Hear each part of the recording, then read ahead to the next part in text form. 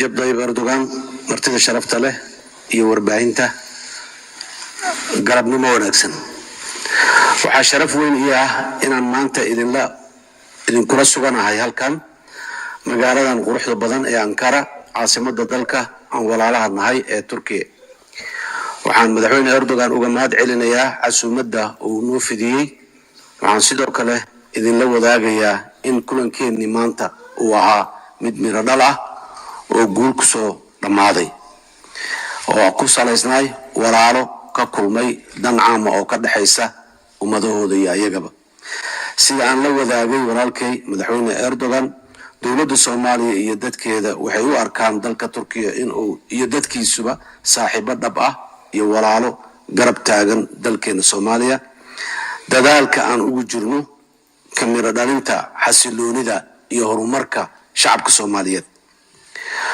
walaalaheen Turkiga waxaan abaal weyn uga haynaa taageeradooda agar la'aaneed ee ay ku tayeynayaan laamaha amniga kabka miisaaniyadeena, taas oo kaalin weyn ka qaadata barnaamijka dib u habeynta dhaqaalaha, xoojinta xirfadaha dadkeena, maalgelinta adeegyada bulshada ee asaasiga ah oo ay ugu horeyso waxbarashada iyo caafimaadka. waxaa intaas dheer iskaashiga aan leenahay arrimaha caalamiga ah ee labadeena dal wada saameeya. waxaan sidoo kale qirayaa dadaalka iyo deeqsinimada dowladda Turkiga iyo dadkeeda ay uga qayb qaadanayaan xaaladda bini'aadamnimo ee ay muwaadiniinta Soomaaliyeed wajahayaan. annagoo uga mahad celinayno kaalinta ay dowladda Turkiga ka qaadatay dadaalkii aan kula tacaalaynay xanuunkii COVID-19, annagoo ka duulayna mudnaanta ay leedahay maareynta xaaladda bini'aadamnimo ee ka jirta qaybo ka mid ah dalka Soomaaliya. waxaan magacaabay ergey gaar ah oo hogaaminaya dadaalka aan ugu jirno wax ka qabashada abaaraha.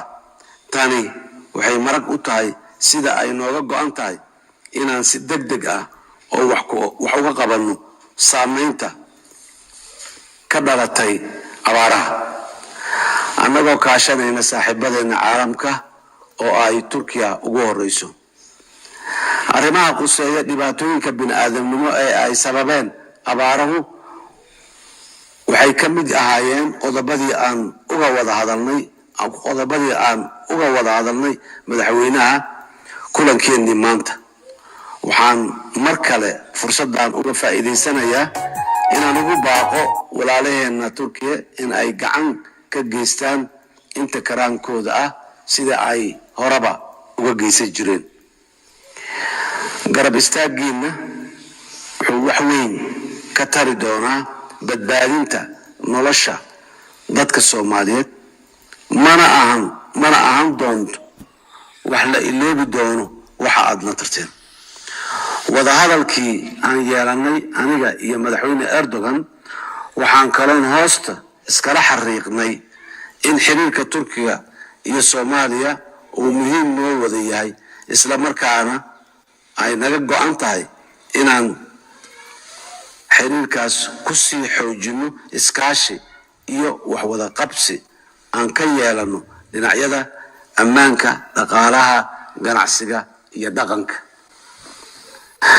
Soomaaliya waxay Turkiga u aragtaa jaal iyo saaxiib miisaan leh oo ay aaminsan yihiin shacabka Soomaaliyeed, kaas oo lagama maarmaan u ah horumarka iyo barwaaqada aan hiigsanayno. waxaan ku soo gabagabeynayaa hadal jeedintayda kooban inaan si weyn ugu mahad celiyo walaalkay mudane madaxweyne Rajab Tayyip Erdogan sida uu xil gaar ah isaga saaray kor u qaadida iyo horumarinta xiriirka labadeena dal ee walaalaha ah.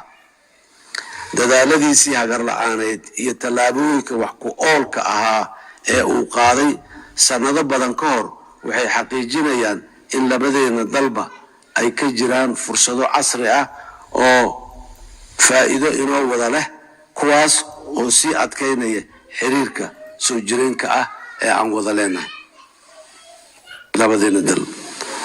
waxaan rajaynayaa inaan sii adkeyno aasaaska adag ee uu ku qotomo xiriirkeenna oo aad ku dardargelisay booqashadaadii ugu horreysay ee aad Soomaaliya ku timiday sanadkii 2011. waxaan rajaynayaa inaan mar kale kugu soo dhaweeyo Soomaaliya mustaqbalka dhow haddii Alla yiraahdo. aad iyo aad ayaad u mahadsan tahay mudane madaxweyne. Sayın Cumhurbaşkanı, saygıdeğer bakanlar, değerli basın mensupları, sizleri en kalbi duygularımla, muhabbetle selamlıyorum.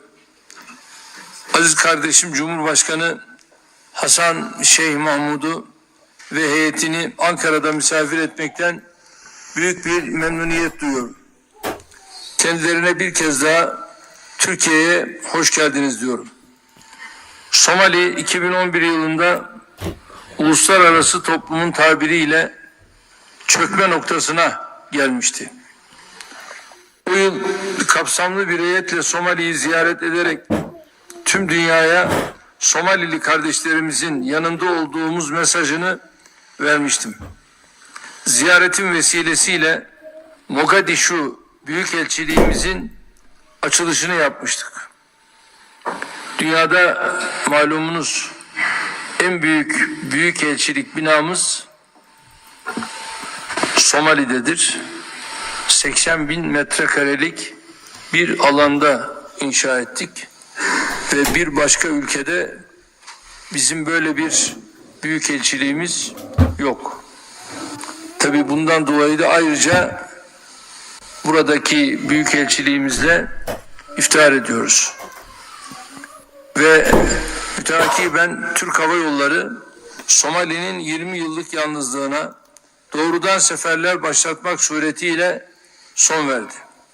Malum 2011, 15 ve 16 yıllarında 3 kez Mogadishu'yu ziyaret ettim.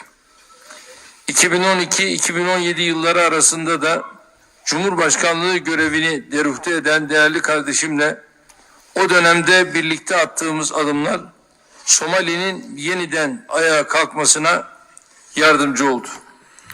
Aradan geçen zaman zarfında sağlıktan eğitime, altyapıdan kapasite gelişimine kadar Somali'ye her alanda destek verdik, vermeye devam ediyoruz. TİKA, Türk Kızılay, AFAD Başkanlığımız başta olmak üzere birçok kurumumuz sahada faaliyetlerini sürdürüyor. Sadece resmi kurumlarımız değil, önemli sayıda sivil toplum kuruluşumuz da yardımlarıyla Somalili kardeşlerimizin yanında yer alıyor. Mogadishu'daki Recep Tayyip Erdoğan Eğitim ve Araştırma Hastanesi ile Sağlık Bilimleri Fakültesi yalnızca Somalili değil, bölge ülkelerindeki kardeşlerimizin dertlerine de derman oluyor. Son 10 yılda Somali'ye yaptığımız insani ve kalkınma yardımlarının tutarı 1 milyar doları aştı. Bugün başta güvenlik ve ekonomi olmak üzere Somali'nin birçok alanda önemli gelişme sergilediğini görmekten memnuniyet duyuyorum. Aziz kardeşimin Cumhurbaşkanlığı görevine ikinci kez gelmesiyle sonuçlanan seçimlerin Somali ve Somalili kardeşlerimiz için hayırlara vesile olmasını temenni ediyoruz. Önümüzdeki dönemde kıymetli kardeşimin liderliğinde görev alacak yeni hükümete şimdiden başarılar diliyorum. Türkiye bu dönemde de Somalili kardeşlerinin yanında yer almaya, uluslararası alanda Somali'nin sesi olmaya devam edecektir. Kıymetli basın mensupları, Sayın Cumhurbaşkanı ile yaptığımız görüşmelerde Türkiye-Somali ilişkilerini ayrıntılarıyla ele aldık.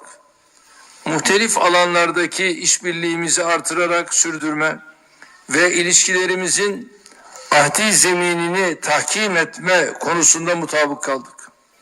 Somali'de hükümetin kurulmasının ardından bu konuda hızla gerekli adımları atmak hususunda fikir birliğine vardık. İkili ticaret hacmimiz geçen sene %31 artarak 363 milyon dolara ulaştı. Tabii bu noktalara 2003 yılının 2 milyon dolarlık seviyelerinden geldiğimizde akılda bulundurulmalıdır. Görüşmelerimizde ayrıca bölgesel meseleleri de ele alarak Somali'nin istikrar ve güvenliğinin tüm Afrika boynuzu için taşıdığı öneme vurgu yaptık. Bugüne kadar 5.000 Somalili askerin eğitimini tamamladık. Ayrıca 1000 özel harekat polisine eğitim verdik. Türkiye olarak Somali'nin istikrar ve güvenliğine, terörle mücadelesine katkılarımızı sürdürme kararlılığımızı bu vesileyle buradan tekrarlıyorum. Değerli basın mensupları, Somali ülkemizin Afrika kıtasının ekonomik kalkınmasına, sosyal barış ve istikrarına verdiği önemi gösteren temel örnektir. Türkiye olarak kazan kazan ve eşit ortaklık temelinde Afrika'daki tüm kardeşlerimizle işbirliğimizi artırmaya gayret ediyoruz. Kıtayla ilişkilerimizi geliştirerek sürdürme noktasında kararlıyız. Bu düşüncelerle sözlerime son verirken kıymetli kardeşim Şeyh Mahmud'a ve heyetine ziyaretleri için tekrar teşekkür ediyorum. Görüşmelerimizin hayırlara vesile olmasını Allah'tan temenni ediyorum.